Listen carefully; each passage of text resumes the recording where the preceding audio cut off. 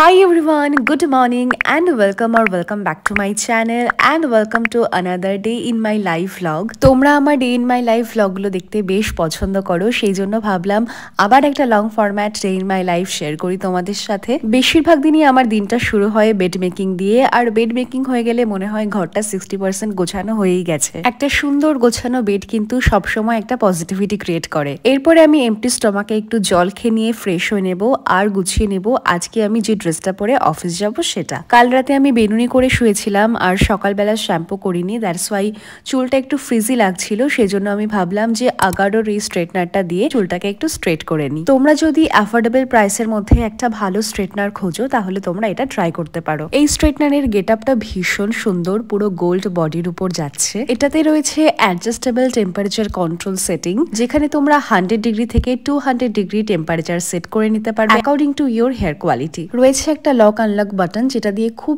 Easily এটাকে lock করা যায় আবার ওপেনও করা যায়। রয়েছে সেরামিক কোটেড প্লেট এবং পিটিসি হিটিং টেকনোলজি। ও হ্যাঁ, 360 ডিগ্রি রোটেবল পাওয়ার কর্ডও কিন্তু থাকছে। স্ট্রেটনারের লিংক আমি ডেসক্রিপশন বক্সে দিয়ে দিচ্ছি, তোমরা ওখান থেকে চেক করে নিও। চলো এবার দুপাশে ডিফারেন্সটা দেখি। দেখো, যে পাশে আমি স্ট্রেট করেছি একটা দারুণ শাইনি এফেক্ট রয়েছে, এবং যেটাতে আমি স্ট্রেট করিনি চুলটা কিন্তু খুবই ফ্রিজি লাগছে। আর আমরা সবাই জানি যে আমাদের ফ্যান্টিতে একটা স্ট্রেটনার থাকা খুবই ইম্পর্টেন্ট, আর সেটা যদি এরকম অ্যাফোর্ডেবল প্রাইসে পাওয়া যায় তাহলে তো কোনো কথাই নেই। বেরোনোর আগে আমি ব্রেকফাস্ট করে নিচ্ছি, আর ব্রেকফাস্টে রয়েছে ওটসের স্মুদি আর একটা সফট বয়েলড এগ। আমি ড্রাই ফ্রুটস বা চিয়া সিডস আগের দিন রাত্রেবেলা ভিজিয়ে রাখি, আর সকালবেলা ওর মধ্যেই একটু টক দই আর ওটস দিয়ে ব্লেন্ডারে ব্লেন্ড করে নিই। 5 মিনিটে এই ব্রেকফাস্টটা রেডি হয়ে যায়, আর যেহেতু লিকুইড তাই খুব তাড়াতাড়ি খাওয়াও হয়ে যায়। এখন আমি অফিস বেরিয়ে যাব, আবার তোমাদের সঙ্গে দেখা হচ্ছে অফিসের পর।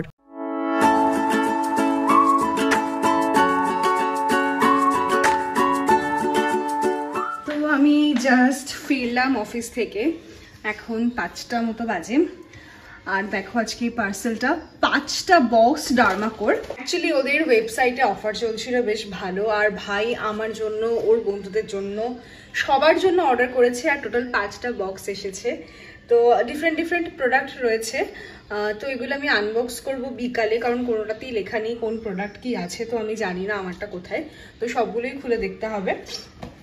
আর এবারে আমি ফ্রেশ হব, ফ্রেশ হয়ে চেঞ্জ করে নিয়ে একটুখানি আমি ন্যাপ নেব ছোট করে, তারপর আবার সন্ধ্যাবেলা উঠবো। তো তোমাদের সঙ্গে আবার দেখা হচ্ছে সন্ধ্যাবেলা। মিশো থেকে আমি যে সমস্ত রুম ডেকর আইটেম কিনেছি তার মধ্যে থেকে এই দুটো আইটেম ছিল ওয়াল হ্যাঙ্গিং। তো নিজে নিজে তো লাগানো সম্ভব না, তার জন্য এই দাদাকে ডেকে নিয়েছিলাম। এই দাদাকে তোমরা আগেও হয়তো দেখেছো আমার ভ্লগে, যখন আমি আমাদের ফটোগুলো টানিয়েছিলাম। তো দাদাকে ওয়াল হ্যাঙ্গিং এর পজিশনগুলো আমরা দেখিয়ে দিলাম, আর দাদা একদম এক্স্যাক্টলি যেরকম বলেছিলাম আমরা সেইভাবেই আমাদের এই জিনিসগুলো লাগিয়ে দিয়েছে।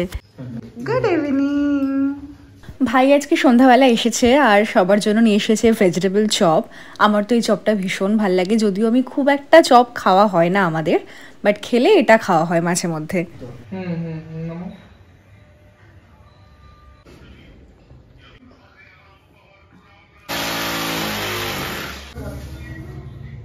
And complete. কেমন লাগছে অবশ্যই জানিও কিন্তু। এবারে আমি চলে গেলাম রান্নাঘরে। বাবা বেশ কিছুদিন আগে কাটা এনে রেখেছিল ভেটকি মাছের, বাট আমি রান্না করার সময় পাচ্ছিলাম না, তো আজকে রান্না করছি। আর আগের একটা ভ্লগে আমি যখন তোমাদের সঙ্গে শেয়ার করেছিলাম যে আমি ভেটকি মাছের কাটা চচ্চড়ি রান্না করছি, তোমরা অনেকে আমার কাছে রেসিপিটা জানতে চেয়েছিলে, তো ভাবলাম আজকে যখন বানাচ্ছি তাহলে রেসিপিটা তোমাদের সঙ্গে শেয়ার করে দিই। সবার আগে যেটা করতে হবে সেটা হচ্ছে খুব ভালো করে মাছটাকে ক্লিন করে নিতে হবে, যাতে ছোট ছোট আঁশগুলো না থাকে। তারপরে মাছটা বেশ কিছুক্ষণ ভিনিগারে ডুবিয়ে রাখতে হবে যাতে মাছের গন্ধটা চলে যায়। তারপরে নর্মালি নুন হলুদ মাখিয়ে মাছটাকে বেশ কড়া করে ভেজে নিতে হবে। এরপরে ওই মাছ ভাজা তেলেই আমি ফোড়ন দেব জিরে, শুকনো লঙ্কা আর তেজপাতা। হালকা ভেজে নেব, তারপর ওর মধ্যে দিয়ে দেব 3-4টে মাঝারি সাইজের পেঁয়াজ কুচি। পেঁয়াজটাকে বেশ লাল লাল করে ভেজে নেব, আর এর মধ্যে দিয়ে দেব আগে থেকে করে রাখা আদা রসুন আর জিরে একসঙ্গে বাটা। আর কষানোর সময় আমি এতে দিয়ে দেব স্বাদ মতো লবণ, হলুদ, শুকনো লঙ্কা গুঁড়ো আর কাশ্মীরি লঙ্কা গুঁড়ো। মশলাটা যখন ভালো করে কষা হয়ে গিয়ে তেল ছেড়ে দেবে তখন আমি এর মধ্যে দেব ভেজে রাখা মাছ।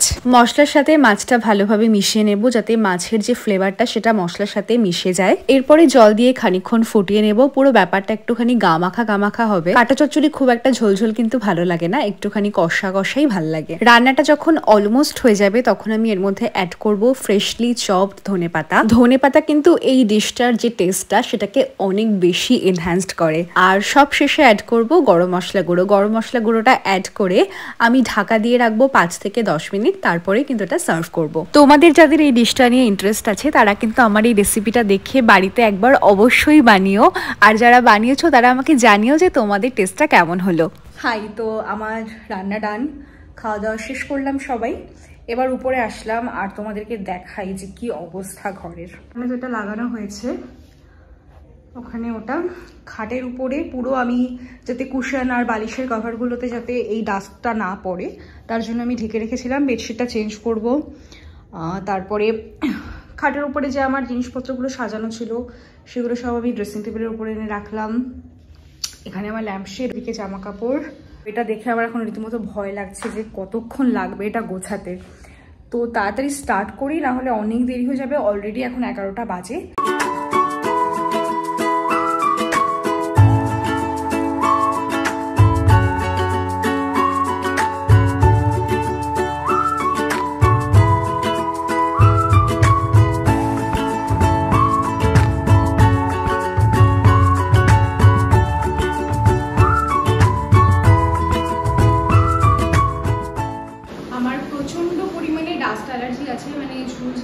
বা বেশিক্ষণ ধুলো ঘাটাঘাটি করলে আমার প্রচণ্ড অসুবিধা হয়। আজকে অলরেডি আমার চোখ চুলকানো শুরু করে দিয়েছে, চোখটা খুব অলরেডি আমার রিলেটেড ফিল হচ্ছে, তো আজকে এটুকুই করব, বেশি কিছু করবো না আজকে। এবার ফ্রেশ হয়ে আমি শুতে যাব। Just look at the mess, ভীষণ পরিমাণে ঘেমে গেছি। এবার জাস্ট ফাইনাল শটটা নেব, দেন আমি ফ্রেশ হব। আজকে আর শরীর দিচ্ছে না। তো আমার সব কাজ কমপ্লিট, আমি ফ্রেশ হয়ে নিয়েছি, স্কিন কেয়ার করলাম, আই প্যাচটাও লাগালাম। তোমরা আগে একটা শর্টসে কমেন্ট করেছিলে আমাকে যে এটা লাগালে ডার্ক সার্কেল কমে কিনা। আমি রিপ্লাই করেছিলাম যে এটা কিন্তু ডার্ক সার্কেল কমানোর জন্য নয়। ধরো সারাদিন প্রচুর কাজ করেছি, প্রচুর স্ট্রেস গেছে, আমরা যারা স্ক্রিনে কাজ করি বা বাইরে রোদে যারা ঘুরে বেড়াও তাদের না চোখে খুব প্রেশার পড়ে। তো এটা লাগালে কি হয়, সারাদিনে তোমার চোখে যে ধরো প্রেশারটা পড়লো সেই প্রেশারটা অনেকটা রিমুভ হয়। মানে এটা তোমার চোখে একটা সুদিং এফেক্ট দেয়, বেশ রিল্যাক্সিং ফিল হয়। আর সেই সাথে এটা খুব ভালোভাবে আন্ডার আইসকে ময়শ্চারাইজও করে, যাদের পাফিনেস আছে সেগুলো কমে যায়। তো এই সব দিক থেকে এই মাস্কটা, এই আই সিরাম প্যাচটা কিন্তু খুব ভালো। তো আজকে দেখলে তোমরা সারাদিনে আমি কি করলাম সবটাই শেয়ার করলাম তোমাদের সাথে। যদি আজকের ব্লগটা ভালো লাগে তাহলে অবশ্যই লাইক করো, কমেন্ট করো। তাহলে আজকের জন্য টাটা, আবার দেখা হবে নেক্সট দিন।